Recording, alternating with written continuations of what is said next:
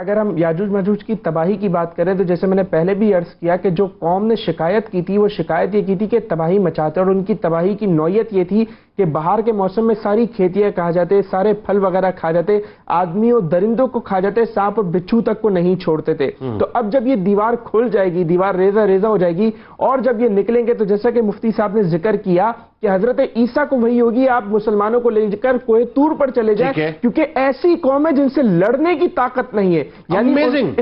اتنے خطرناک لوگ ہوں گے۔ یہ اللہ نبی کو حکم دے رہا ہے کہ لڑنے کی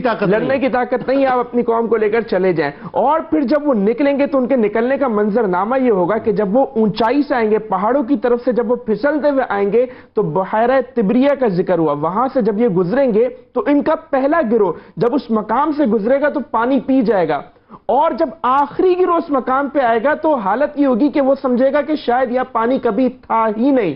اور اب جب وہ آگے بڑھیں گے تو بیت المقدس کی طرف آئیں گے، اور وہاں پہنچ کر وہ یہ کہیں گے کہ ہم نے زمین والوں کو تو قتل کر دیا، یعنی اس وقت زمین پر کوئی قوم شاید بستی ہوگی مسلمانوں کے علاوہ جن کو وہ قتل کریں گے، وہ کہیں گے کہ ہم نے زمین والوں کو تو قتل کر دیا، اب ہم آسمان والوں کو قتل کریں گے، اور نیزے لے کر آسمانوں کی طرف جو ہے وہ پھینکیں گے۔ اب یہاں پہ سوال یہ ہے کہ اگر انہوں نے آسمان سے ہی آنا ہے تو پھر شاید وہ یہ بات نہیں کرتے کہ اب ہم آسمان والوں کو قتل کریں گے۔ ٹھیک ہے، واٹ اے پوائنٹ، کیا زبردست نقطہ ہے۔ تو اب یعنی جو پورٹل والی جو ایک مطلب اگین بات ہے، ظاہر اس پہ آپ ہر ایک کا اپنا ذہن ہے، فہم ہے اور علم ہے، آپ انٹرپریٹیشن کر سکتے ہیں اس کی، لیکن اگین وہی بات، یہ جو پورٹل والی بات ہے یہاں پہ آگے ختم ہو جاتی ہے کہ اگر آسمانوں سے آنا ہے تو آسمان سے تو پورٹل نہیں کھلے گا۔ بالکل ایسا ہے۔ تو اب وہ آسمان کی طرف جب نیزے پھینکیں گے تو وہ نیزے خون آلود ہو کر آئیں گے، اور پھر اس موقع پر اچھا اب دیکھیں اللہ تبارک و تعالیٰ نے فرمایا کہ آپ لڑنے کی طاقت نہیں رکھتے، پہاڑ پہ چلے جائیں، لیکن اب حضرت عیسیٰ علیہ السلام اور مسلمان جب دعا کریں گے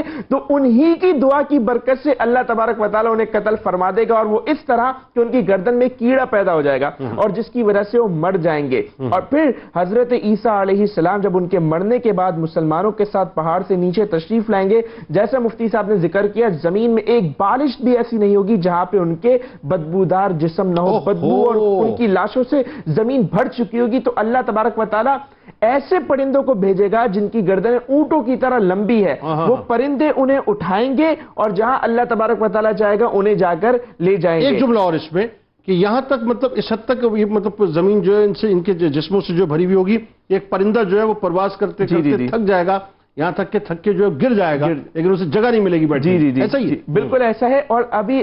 امام ترمذی کی جو روایت ہے نا وہ بڑی شاندار ہے، دو روایتیں امام ترمذی کی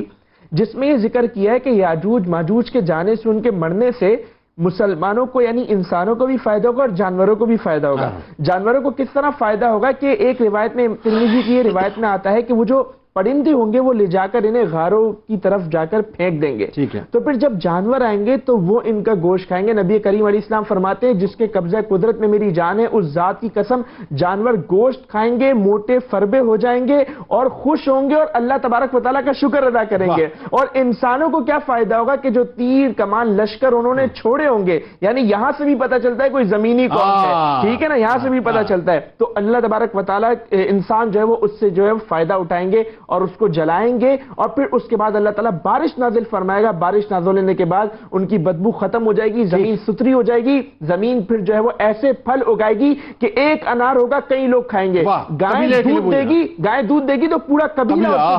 جو ہے وہ سیر ہوگا، دلوں سے کینہ اور رنجشیں ختم ہو جائیں گی، 7 سال کا یہ عرصہ بڑا امن و امان والا ہوگا، اور پھر اس کے بعد جو وہ پھر وہ معاملات خراب ہونا شروع ہوں گے اور پھر قیامت کی طرف